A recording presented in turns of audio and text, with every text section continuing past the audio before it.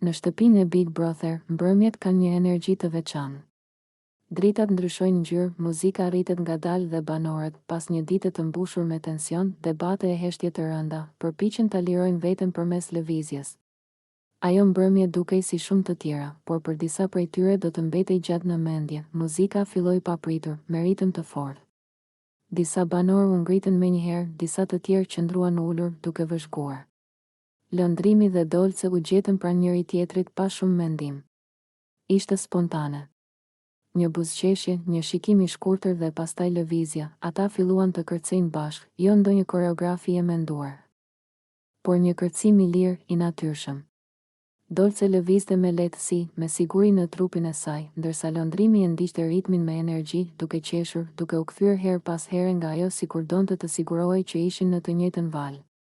Midis tyre kishte një harmoni që nuk kishte nevojë për fjalë. Në cep të sallonit, Limi i shikonte, fillimisht pa shumë reagim. Vetëm sytë i ishin ndalur aty. Por sa më shumë vazhdonte kërcimi, aq më shumë diçka i shtrëngohej brenda. Nuk ishte xhelozi e hapur, as shpërthim. Ishte një ndjenjë e heshtur, e rënë. Inat. Jo vetëm ndaj lëndrimit, por ndaj situatës, ndaj asaj që po shihte dhe nuk mund ta ndryshonte. Ai i mbajti sytë ngulur tek ata më gjatë se sa do të donte ta pranonte, lëndrimi duke i lirë, i qeshur, sikur momenti ishte i tij. Dolce po ashtu, e zhytur në muzikë, pa u menduar se kush po e shikonte.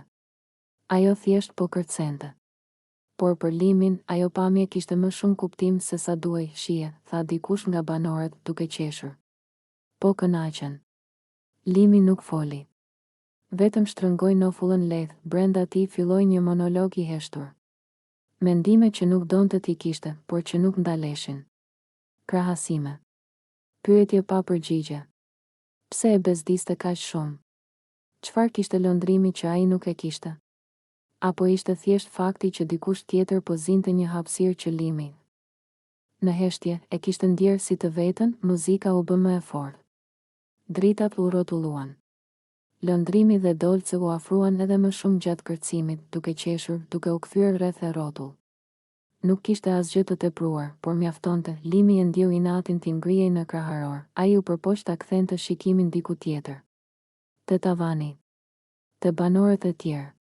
Por sytë i ktheheshin vetvetiu aty. Çdo buzëqeshje e lëndrimit i dukej provokim. Çdo lëvizje e lirë e tij i dukej e padrejtë. Mos u merr, i tha vetes. Është vetëm kërcim. Por në Big Brother, asgjë nuk është vetëm. Pas disa minutash, kërcimi mbaroi. Muzika u ul.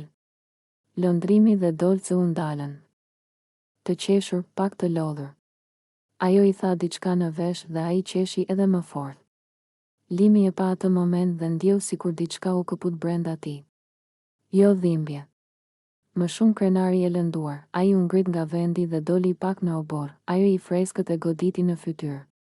Mori frym thellë. Duart i kishte të shtrënguara. Nuk ishte mësuar të ndiej kështu. Ai zakonisht e kontrollonte veten, fjalët, reagimet. Por ndjenjat, ato nuk pyetnin, në mendje i vinin skena të vogla, lëndrimi duke qeshur, Dolce duke u kthyer drejt tij, momenti që ai vet nuk e kishte pasur. Dhe bashkë me to, një ndjenjë e padrejtë, sikur po i merrej diçka që nuk i ishte premtuar kurrë. Çka po bën?